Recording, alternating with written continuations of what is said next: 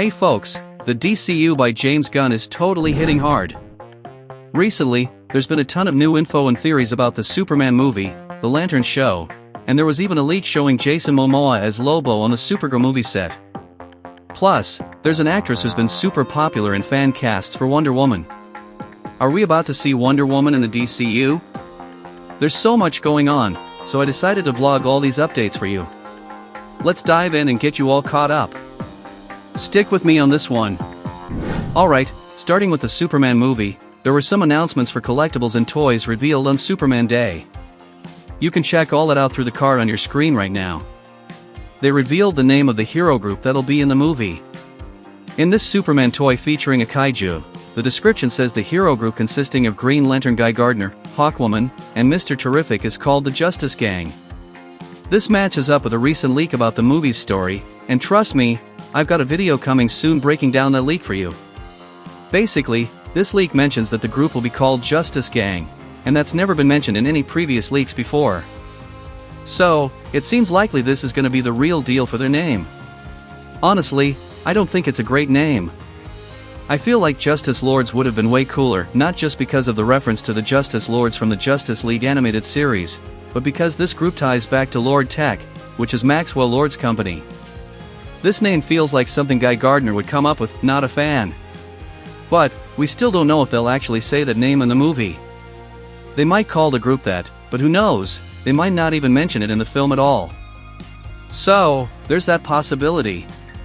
Moving on to more Superman news, there was a fashion show of the character costumes on Superman Day, and those who attended got a closer look at David Corenswet's costume. But the real attention stealer was this necklace worn by Lois Lane. It looks kinda heart-shaped and seems to be made from some bullet that ricocheted. Some people are theorizing it's similar to that moment in Richard Donner's movie where Superman, played by Christopher Reeve, catches a bullet to save Lois. If that's true, it might help Lois figure out that Clark Kent is Superman. If that rumor's legit, it really adds another layer to Lois' character. They might not even mention this in the movie, but it's one of those little details that most folks won't catch, yet it's there. It could be something that only the hardcore fans pick up on because it gives these characters so much more depth. It highlights stuff from their lives that's not necessarily happening in the main story, enriching the overall narrative. That's pretty cool. I love picking up on those little details, do you? Another interesting piece of info is that there'll be an early screening of the Superman movie for a small group in Japan. Whether we like it or not, it kinda reminds us of how Warner promoted the Flash movie. This strategy could go well or totally flop, it really depends on how good the film is and how this audience reacts to it. I just hope this screening isn't too far ahead of the release date.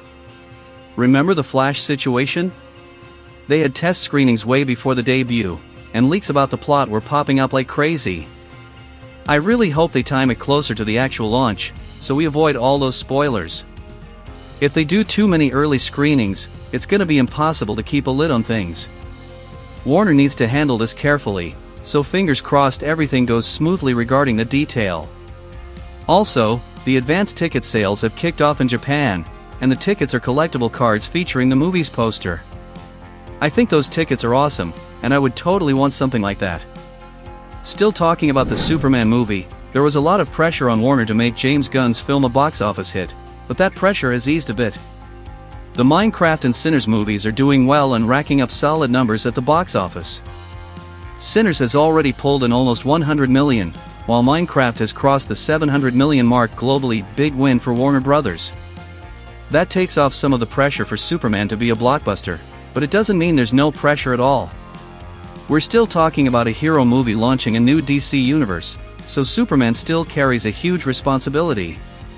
One last Superman tidbit involves that ban on showing the movie in certain countries due to a legal case regarding the estate of Superman's co-creator, Joe Shuster. We talked about this in a previous video. This latest news is that Warner supposedly won the court case, and the film will release as planned. The catch? There wasn't any real conclusion regarding the case. The judge from New York decided he doesn't have jurisdiction over the rights in the UK, Canada, Ireland, and Australia, which are all countries involved in this legal mess. Just to clarify, the case against Warner and DC Studios was filed in the US by Joe Shuster's family, claiming that past deals with Warner about Superman's rights don't apply to other countries like Canada, Australia, the UK, and Ireland. In theory, the rights to Superman in those countries lie with the co-creator's family, which is why they're trying to block the new Gunn films released there for discussions about monetary values and more. Warner responded to this by stating that the agreements made in the 90s regarding Superman's rights cover the entire world, including those mentioned countries. So, to sum it up, the judge ruled that this case can't be judged in the US, not siding with either party. This means Joe Shuster's estate can still pursue this case in the countries where they claim rights over the character. So this isn't settled yet. We can bet this will spark a lot more debate. Remember, I'm just updating you on the current info surrounding this case, and you can check out more details on sites like Deadline or Bloomberg. When it comes to legal matters, it's not our place to pick sides or give opinions. It's best to let justice do its job, but I'm sharing this news just to keep you in the loop about everything happening with the movie. Alright, now switching gears to the Supergirl movie. That account called UnboxPhD, which leaked images and videos of Supergirl's suit, posted another video showing what looks like Jason Momoa as Lobo. In earlier leaks, there was some sense that one of the characters interacting with Supergirl might be Lobo, but it turned out to be another alien being. But in this latest leaked video, we see someone who definitely looks like Lobo, unlike the other guy we saw before. This dude really resembles the Last Charnian, and one striking detail is the kind of overcoat he's wearing with these sections at the bottom. It's a bit different. Lobo usually rocks a leather vest or jacket, but he's worn an overcoat before too, like in the comic Lobo Unbound. I think this look is pretty cool, and it's got me super hyped to see Lobo in official, high-res images.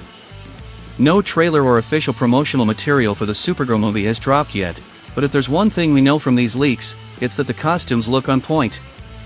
The Supergirl suit is fantastic, easily one of the best, if not the best, among DCU heroes so far. And now with this Lobo look, we can seriously expect a movie that sticks closely to the comics and character designs. Another detail that gets me even more excited is that it's adapting the storyline from the comic Supergirl, Woman of Tomorrow, which is an amazing read and definitely one of the best featuring Supergirl. So, keep your eyes peeled for this movie. I have a feeling we're about to witness a masterpiece here. Let's wait for more updates. Now, let's talk about the Lanterns series. Two interesting things have surfaced recently. One involves set images and a video from the stunt coordinator showing how the Lanterns will be flying, while the other detail reveals another actor joining the cast, sparking theories among fans about who this actor might be. From the images, we see this place that's wrecked, and there's also a cemetery that popped up, catching fans' attention because it hints at a possible involvement with the villain Black Hand in the show. There were already theories in the past suggesting one of the actors could play this villain, who is pretty well known among Green Lantern's rogues gallery.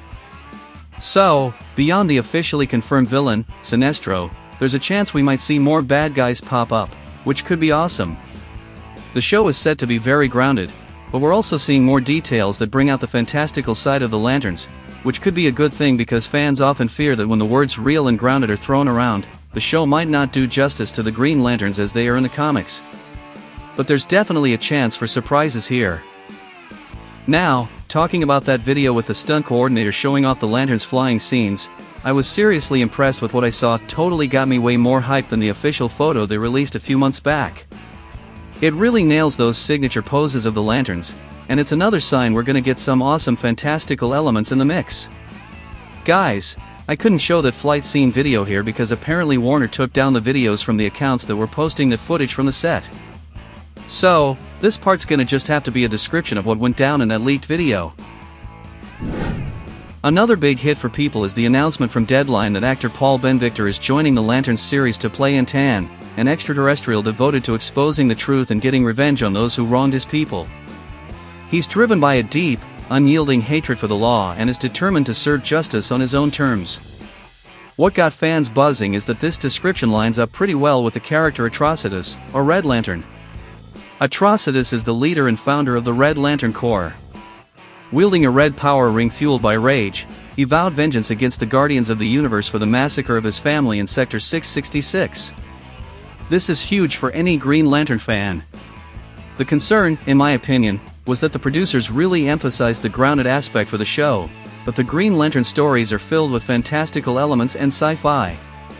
Just from what we've seen in these updates I shared in this video, we can start feeling more optimistic about the series. Regarding Atrocitus, Antan isn't Atrocitus' real name, but the chances of him being Atrocitus are high. So, fingers crossed that this holds true and that he shows up with a look that matches his comic portrayal.